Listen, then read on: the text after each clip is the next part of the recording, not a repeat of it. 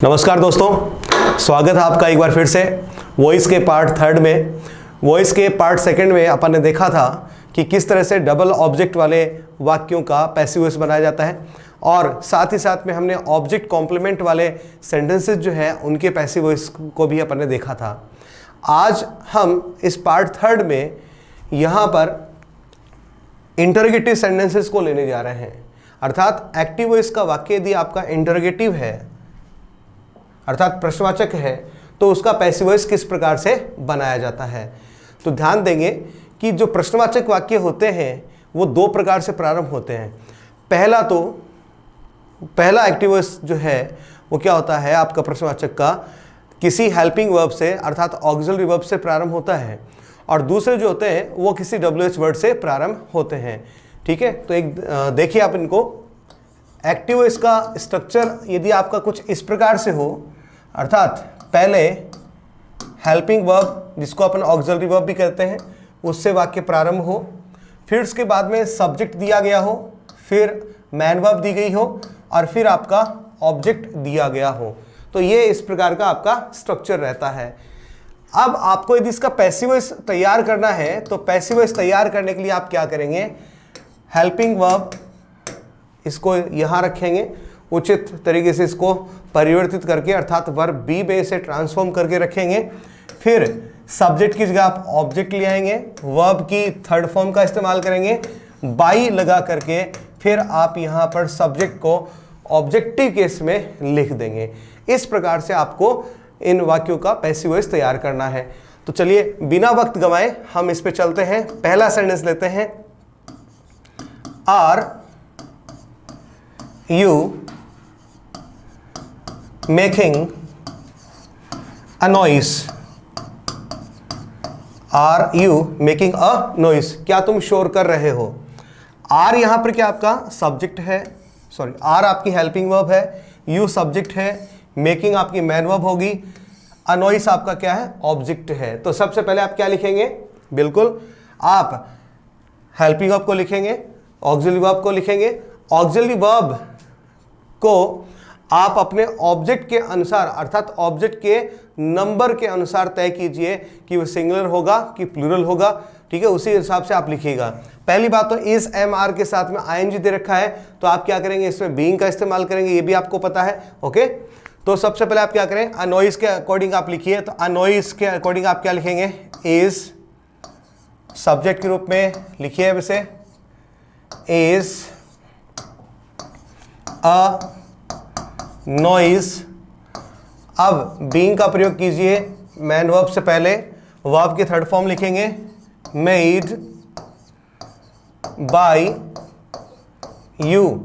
You subjective case भी होता है, यू ही ऑब्जेक्टिव केस भी होता है, इसलिए इसमें कोई दिक्कत नहीं है। तो इस प्रकार से आपका वाक्य कैसे तैयार हुआ, पहले आपने क्या लिखा, बदली हुई ऑक्सिलरी वर्ब लिखी इज, फिर आपने ऑब्जेक्ट को सब्जेक्ट बना के लिखा अ नॉइस, फिर आपने बीइंग का प्रयोग किया, वर्ब की थर्ड फॉर्म लिखी, फिर बाई प्लस ऑब्जेक्टिव केस के रूप में आपने इसको लिखा। ठीक है दोस्तों, एक सेंटेंस और देखिएगा इसी पे पैटर्न पे।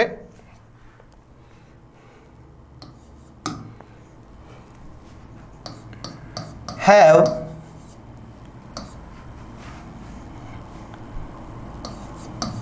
राम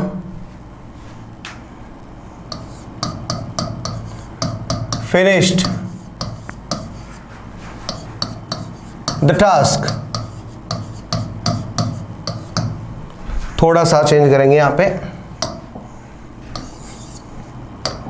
सब्जेक्ट सिंगुलर था इसलिए हैव की बजाय आपको क्या लेना है, हैज लेना है। Has Ram finish the task, कि क्या राम ने टास्क को क्या कर दिया, पूरा कर दिया। ठीक है, हैज आपका सब्जेक्ट हो गया, हैज ऑक्सिलरी वर्ब हो गया, राम सब्जेक्ट है, फिनिश्ड वर्ब की थर्ड फॉर्म है, द टास्क आपका ऑब्जेक्ट है। तो सबसे पहले आप क्या लिखेंगे, द टास्क के अकॉर्डिंग आप हैज ही लिखेंगे। हैज इसे सब्जेक्ट बना के रख दीजिए, द टास्क। बीन का प्रयोग कीजिए, वर्ब की थर्ड फॉर्म लिखिए, बीन फिनिश्ड बाय राम। ये आपका पैसिव वॉइस तैयार हुआ। सबसे पहले आपने ऑक्सिलरी वर्ब लिखी, ऑब्जेक्ट को सब्जेक्ट बनाया, वर्ब की थर्ड फॉर्म से पहले आपने बीन का प्रयोग किया और फिर बाई फिर राम शब्द आपने लिखा। ठीक है, अब आगे इसमें बढ़ते हैं, ध्यान देंगे। दूसरे प्रकार के जो प्रश्नवाचक वाक्य होते हैं वो WH वर्ड से प्रारंभ होते हैं। किससे प्रारंभ होते हैं? WH वर्ड से प्रारंभ होते हैं। ठीक है, तो यहां पर एक्टिव वॉइस का स्ट्रक्चर जो है इस प्रकार से होगा। सबसे पहले आपके पास कोई WH वर्ड आएगा, उसके बाद में फिर आपकी हेल्पिंग वर्ब अर्थात ऑक्सिलरी वर्ब होगी, फिर सब्जेक्ट होगा, वर्ब आएगी, फिर ऑब्जेक्ट होगा और सबके एंड में कोई क्वेश्चन मार्क आपको देखने को मिलेगा। ठीक है दोस्तों, पैसिव वॉइस बनाने का वही तरीका है, बस यहां पर WH वर्ड ऐड हो जाता है। WH वर्ड को आप वैसा का वैसा वहीं के वहीं रख दीजिए, बदली ही भी हेल्पिंग वर्ब लगाइए, सब्जेक्ट की जगह ऑब्जेक्ट रखें, वर्ब की थर्ड फॉर्म लगाएं, प्रीपोजिशन बाई रखें और उसके बाद में सब्जेक्ट को ऑब्जेक्ट के केस में बदल करके यहां पे अंत में लिख दीजिए। फॉर एग्जाम्पल वाक्य देखिएगा,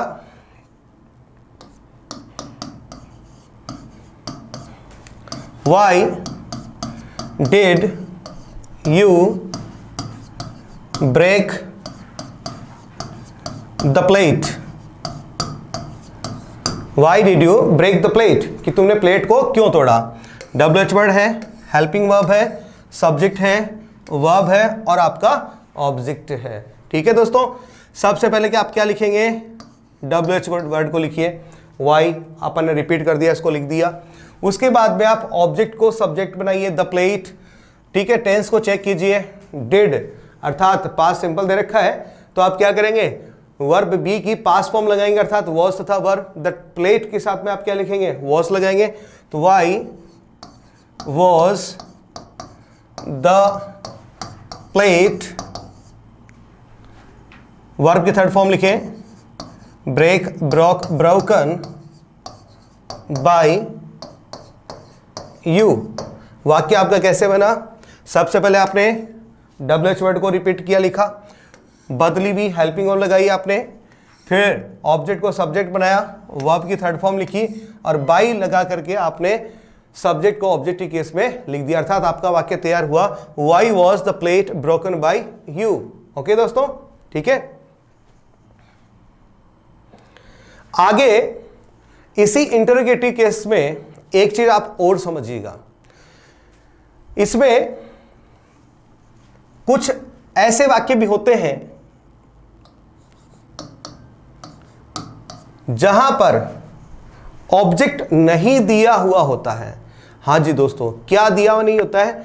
ऑब्जेक्ट दिया हुआ नहीं होता है, अर्थात जो आपका एक्टिव वॉइस का स्ट्रक्चर है वो इस प्रकार से तैयार होगा। WH वर्ड होगा,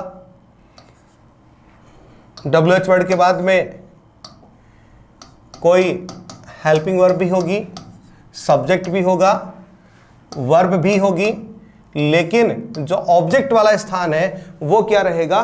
खाली रहेगा।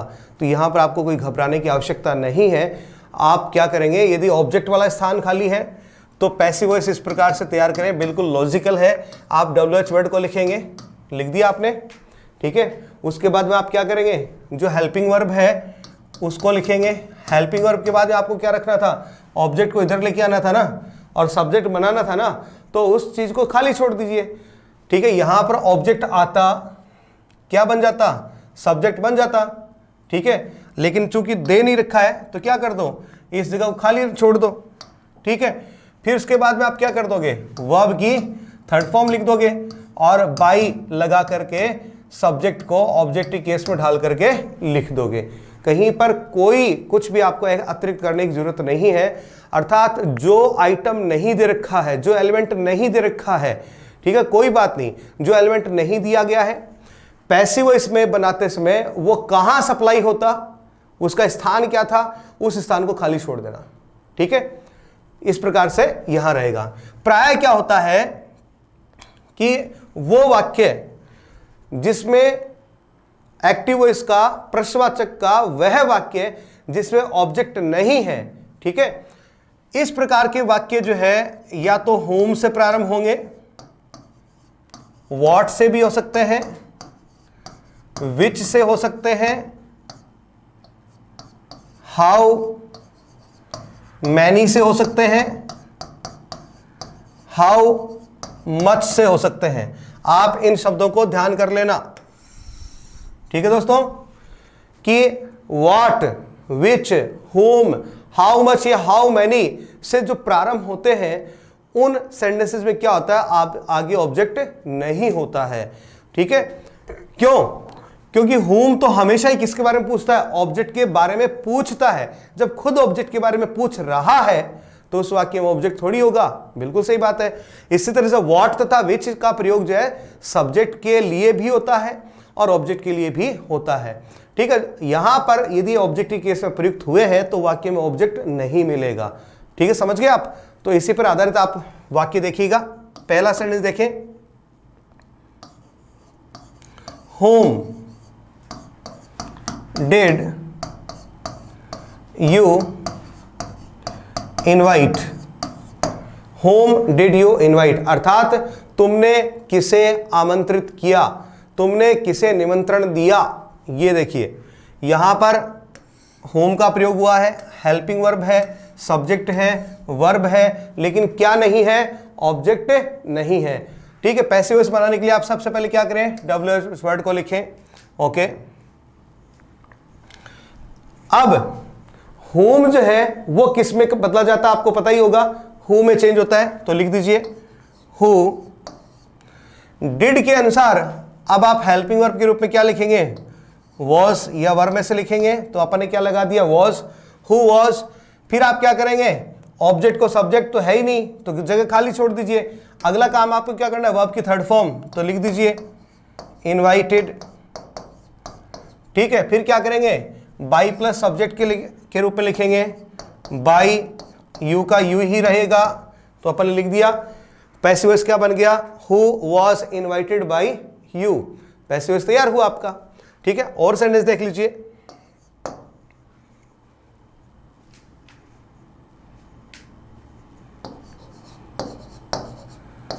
What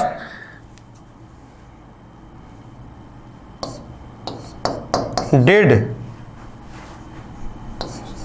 he see अर्थात उसने क्या देखा। WH word, helping verb, subject, man verb, object नहीं है, ठीक है। सबसे पहले किसको लेकर के आइए, WH वर्ड को लिख दिया आपने, व्हाट, हेल्पिंग वर्ब लगाइए, वॉज तथा वर्ब में से वॉज, वर्ब की थर्ड फॉर्म लिखिए, सीन, बाई लगाइए, सब्जेक्ट को ऑब्जेक्ट के केस में तो ही का क्या हो जाएगा, हिम हो जाएगा, what was seen by him. ये इस तरह से आपका तैयार हो गया दोस्तों, ठीक है। वाक्य में क्या नहीं था, ऑब्जेक्ट नहीं था, क्या नहीं था, ऑब्जेक्ट नहीं था। तो ऑब्जेक्ट पैसिव वॉइस में कहाँ आता है, सब्जेक्ट वाले स्थान पे आता है। तो आपको क्या करना है, ऑब्जेक्ट नहीं है तो पैसिव वॉइस में सब्जेक्ट वाले स्थान को आप खाली छोड़ दीजिएगा और बाकी का वाक्य को उसी प्रकार से बना सकते हैं। चलिए एक सेंटेंस और देखेंगे अपन इसी पैटर्न पे, ठीक है। How much money have you spent? तुमने कितना पैसा खर्च किया है।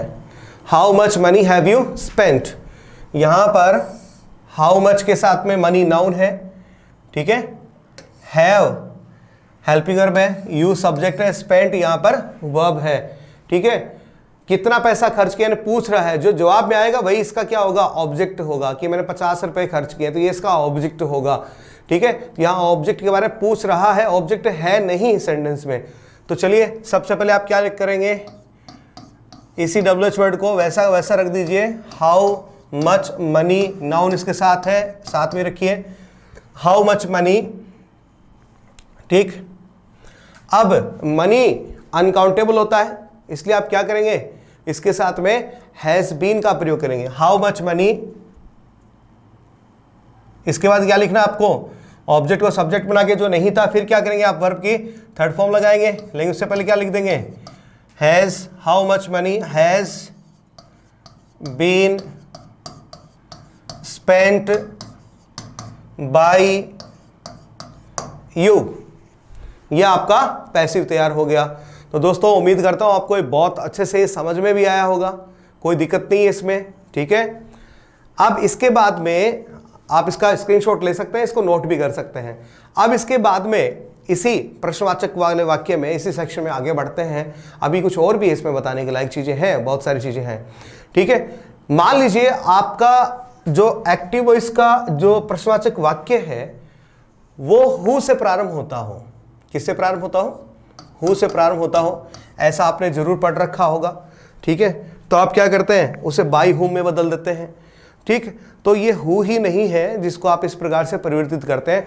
हु के अलावा वाट का प्रयोग जो है वो भी आप क्या कर सकते हैं, सब्जेक्टिव केस में प्रयोग कर सकते हैं। तो केवल आपको हु को मत पढ़िए, आप हु के साथ में व्हाट को भी पढ़िए। विच भी यहां पर आ सकता है, सब्जेक्टिव केस में प्रयुक्त हो सकता है। ठीक है, जब इनका प्रयोग सब्जेक्टिव केस में अपन करते हैं तो इसके तुरंत बाद में हम क्या लेते हैं, मैन वर्ब ले लेते हैं। क्या लेते हैं? मैन वर्ब ले लेते हैं। और प्राय अपने को सिर्फ हु वाले वाक्य का ही पता होता है, बाकी का पता नहीं होता है। तो चलिए आज हम इनके बारे में भी पता करते हैं, इनका पैसिव वॉइस किस प्रकार से तैयार होता है वो भी देखते हैं, कितने प्रकार से तैयार होता है वो भी अपन यहाँ पे देखते हैं। ये कौन से श्रेणी में आएंगे वो भी देख लेते हैं। वाक्य मान लीजिए प्रारंभ किससे हुआ, WH वर्ड से प्रारंभ हुआ। ठीक है, WH वर्ड के बाद फिर आपको क्या मिलनी चाहिए, हेल्पिंग वर्ब मिलनी चाहिए। हेल्पिंग वर्ब के बाद आपको क्या मिलना चाहिए, सब्जेक्ट मिलना चाहिए। सब्जेक्ट के बाद में फिर क्या आएगी, वर्ब आएगी। वर्ब के बाद क्या आएगा, ऑब्जेक्ट आएगा। ऑब्जेक्ट के बाद में क्या आएगा, क्वेश्चन मार्क आएगा। ठीक है, समझ रहे मेरी बात को? यहां पर क्या आना चाहिए था, हेल्पिंग वर्ब। यहां पर क्या आना चाहिए था, सब्जेक्ट। ठीक है, दोनों ही गायब हैं, दोनों ही क्या है, गायब हैं। ठीक है, फिर से सुन लीजिए, दोनों ही क्या है यहां पर, गायब हैं। ओके, अब यदि आपके एक्टिव वॉइस के इस वाक्य में हेल्पिंग वर्ब तथा सब्जेक्ट नहीं है, फिर भी पैसिव वॉइस बनाना है, तो दो प्रकार से हम क्या कर सकते हैं, इसका पैसिव वॉइस तैयार कर सकते हैं। कितने प्रकार से, दो प्रकार से। पहला तरीका तो क्या है, आप WH वर्ड को वैसा का वैसा ही रखें। ठीक है, फिर ऑब्जेक्ट को इधर लाके सब्जेक्ट बनाएंगे तो उससे पहले आपको क्या लगानी पड़ेगी, एक उचित हेल्पिंग वर्ब लगानी पड़ेगी। ऑब्जेक्ट को आप इधर ले आएंगे। ठीक है, फिर आप क्या लिख देंगे, वर्ब की थर्ड फॉर्म लिख देंगे। फिर आप उचित प्रीपोजिशन लगाएंगे और प्रीपोजिशन के बाद में आपको क्या लिखना होता है, सब्जेक्ट। सब्जेक्ट था नहीं तो उस जगह को खाली छोड़ दीजिएगा, उस जगह को क्या कर दीजिएगा, खाली छोड़ दीजिएगा। ठीक है, तो ये आपका स्ट्रक्चर रहा। WH वर्ड वैसा का वैसा आ जाएगा। हेल्पिंग वर्ब ऑब्जेक्ट के अनुसार लगानी पड़ेगी, फिर ऑब्जेक्ट को सब्जेक्ट बना के लिख देंगे, वर्ब की थर्ड फॉर्म लिख देंगे, फिर प्रीपोजिशन जो भी आप बाई, इन, एट, विद जो भी इस्तेमाल करते हैं, टू वगैरह वो भी करते हैं, वो लिखेंगे आप। फिर इसके बाद में आपको सब्जेक्ट को लिखना होता था लेकिन सब्जेक्ट है ही नहीं तो खाली छोड़ दिए, क्वेश्चन मार्क लगा दीजिए। दूसरा तरीका क्या होता है कि ये जो प्रीपोजिशन है आप इसको प्रारंभ में लिख दीजिए। सबसे पहले लिख दिया आपने, ओके, फिर आप WH वर्ड को लिखिए, फिर हेल्पिंग वर्ब को, फिर ऑब्जेक्ट को, फिर वर्ब की थर्ड फॉर्म को, और सब के एंड में फिर आप क्या लगाते हैं, क्वेश्चन मार्क लगाते हैं, लगा दीजिए। अर्थात प्रीपोजिशन को उधर से सिर्फ यहां लेकर के आना है। देखिए ये प्रीपोजिशन इधर से यहां आ गई है और बाकी का स्ट्रक्चर सेम है। ठीक है, इस पैटर्न पर आधारित आपने सिर्फ क्या पढ़ा है, हु का प्रयोग पढ़ा है। किसका प्रयोग पढ़ा है, सिर्फ हु का प्रयोग पढ़ा है।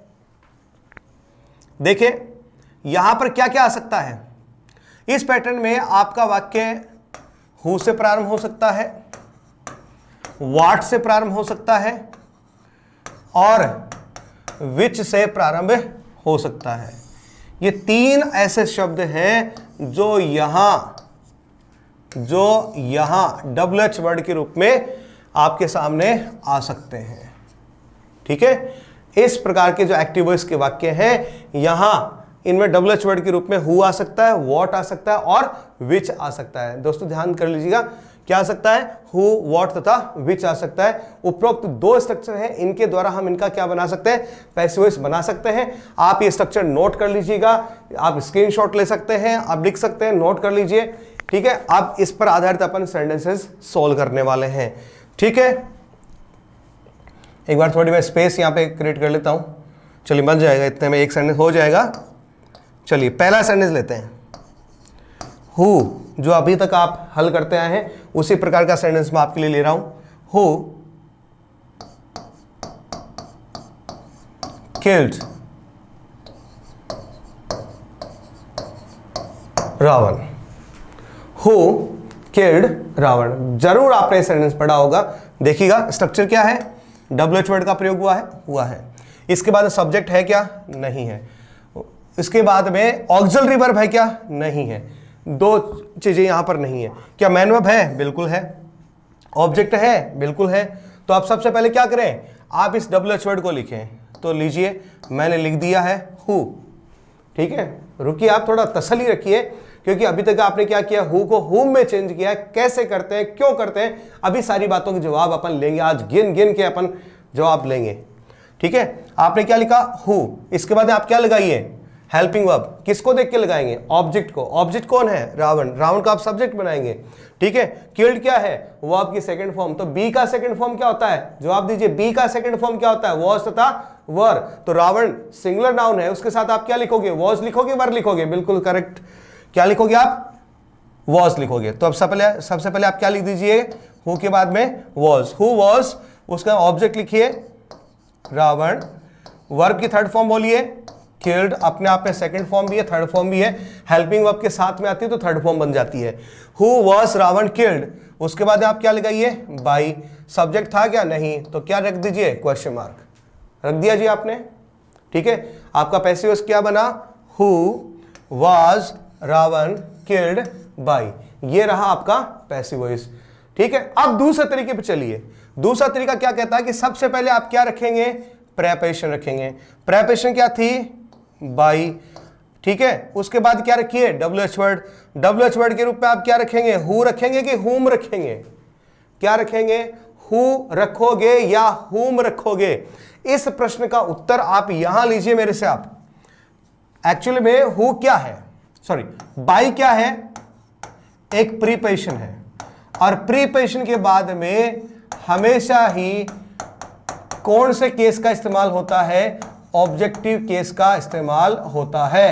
किसका इस्तेमाल होता है, ऑब्जेक्टिव केस का इस्तेमाल होता है। ध्यान दे, किसका इस्तेमाल होता है, ऑब्जेक्टिव केस का इस्तेमाल होता है। अब यहां पर रुकिए आप, यदि ऑब्जेक्टिव केस का इस्तेमाल होता है तो हु क्या है, हु का प्रयोग हमेशा ही सब्जेक्टिव केस में होता है, और ऑब्जेक्टिव केस में इस्तेमाल करना होता है तो हुम का प्रयोग होता है, न कि हु का। इसलिए यहां पर बाई के बाद में क्या आएगा, हु का ऑब्जेक्टिव केस अर्थात हुम आएगा।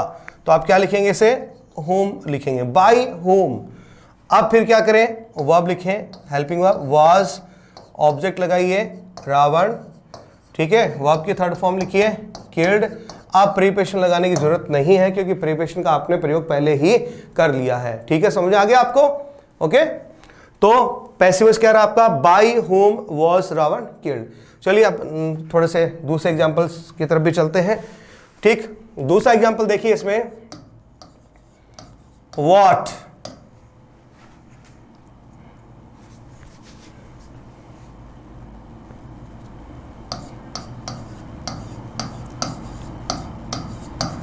व्हाट ट्रबल्स यू, अर्थात कौन सी चीज तुम्हें परेशान करती है। What troubles you, WH word दे रखा है, सब्जेक्ट नहीं है, हेल्पिंग वर्ब नहीं है, सीधे मैन वर्ब है और ऑब्जेक्ट है। सबसे पहले आप क्या करें, WH वर्ड व्हाट को लिखें। ट्रबल्स अर्थात वर्ब की फर्स्ट फॉर्म है SAS है, तो वर्ब बी की फर्स्ट फॉर्म अर्थात इज एम आर में से आपको कुछ चूज करना है। यू को आप इधर लेकर के आओगे तो क्या लिखोगे, आर लिखोगे। व्हाट आर यू, वर्ब की थर्ड फॉर्म लगा दो, ट्रबल्ड बाई। ठीक है, दूसरा क्या कर दो, प्रीपोजिशन को इधर लेके आ जाओ, अर्थात क्या लिख दो, by what are you troubled. ठीक है, इस प्रकार से आपने इसका पैसिव वॉइस जो है वो तैयार कर दिया है। ठीक है दोस्तों, समझ आ रहा है आपको। ओके, तो ये रहा आपका पैसिव वॉइस तैयार हुआ यहां पे। ओके,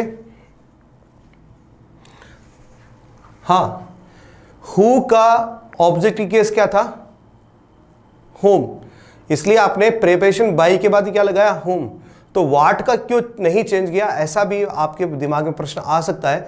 तो इसका जवाब यह है कि व्हाट तथा विच इनका प्रयोग सब्जेक्टिव केस में और ऑब्जेक्टिव केस में एक ही रूप में होता है। अर्थात व्हाट तथा विच जो है वो सब्जेक्टिव केस के लिए भी प्रयुक्त होते हैं और ऑब्जेक्टिव केस के लिए भी प्रयुक्त होते हैं।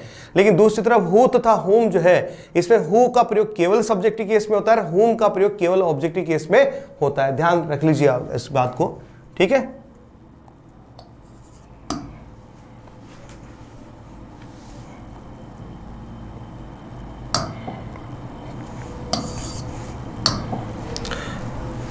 अभी मैं यहां पर एक ऐसा वाक्य ले रहा हूं जो हु से प्रारंभ हुआ है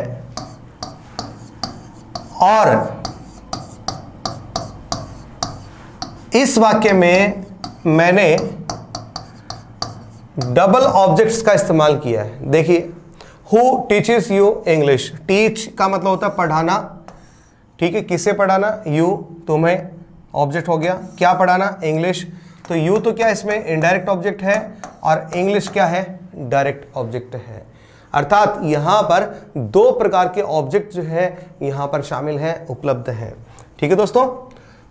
यदि हु वाले वाक्य में दो ऑब्जेक्ट आए हैं तो पैसिव वॉइस कितने बनेंगे? सोच के जवाब दीजिएगा। अर्थात हु से वाक्य प्रारंभ होता है तो दो प्रकार से तो अपन ऑलरेडी क्या करते हैं, उसका पैसिव वॉइस तैयार करते हैं। अब डबल ऑब्जेक्ट चूंकि आ गए हैं तो उस लिहाज से भी दो और तैयार होंगे उसके पैसिव वॉइस। अर्थात हम चार प्रकार से इसका पैसिव वॉइस बना सकते हैं। तो देखते हैं वो चार प्रकार क्या हैं, किस प्रकार से बनते हैं, तो देखिएगा, चलिए साथ साथ। हाँ जी, सबसे पहले आप क्या कर दें, WH वर्ड को ऐसा का ऐसा ही रख दीजिए। रख दिया, हु चूज कर लीजिए। पहले अपन इनडायरेक्ट ऑब्जेक्ट को इधर लेकर के आएंगे, यू। टीचर्स क्या वर्ब की फर्स्ट फॉर्म में ऐसे एस है, तो वर्ब की फर्स्ट फॉर्म के लिए आप क्या करेंगे, बी की फर्स्ट फॉर्म प्रेजेंट फॉर्म अर्थात इज एम आर लेकर के आएंगे। यू के साथ आप क्या लगाएंगे, आर। तो वाक्य कैसे कैसे बनेगा, हु आर यू। वर्ब की थर्ड फॉर्म लिखेंगे टॉट। अगला ऑब्जेक्ट रखेंगे इंग्लिश। आप क्या लगाएंगे, प्रिपरेशन बाई लगा देंगे।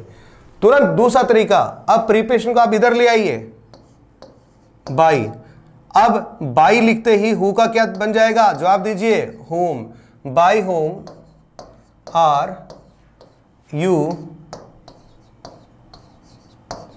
Taught English.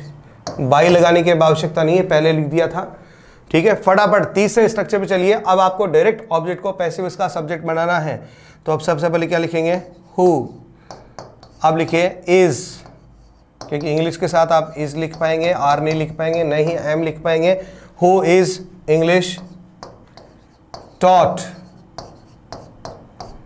अब जब वाक्य में दो ऑब्जेक्ट रखे, डायरेक्ट ऑब्जेक्ट को पैसिव वॉइस का सब्जेक्ट बनाया है, तो वर्ब की थर्ड फॉर्म के बाद में आपको टू या फोर का इस्तेमाल करना पड़ता है। पहले पढ़ा था अपन ने, टॉट टू यू, फिर लिखेंगे आप बाई।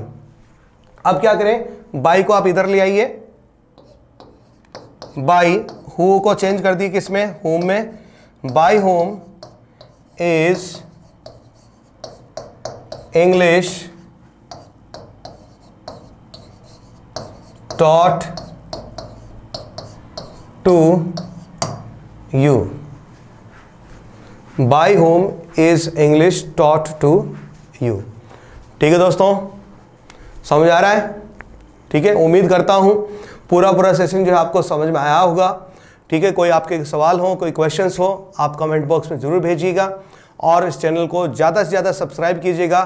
ठीक है, यही आपका एक प्रकार से देखा जाए तो अप्रेशियल होगा मेरे लिए, अप्रिशिएशन होगा मेरे लिए। ठीक है, यदि आपको चैनल पसंद आता है आप भी सब्सक्राइब कीजिए, अपने दोस्तों से भी कहिए, उनको भी आप देखने के लिए कहिए। ठीक है दोस्तों, गुड नाइट, थैंक यू।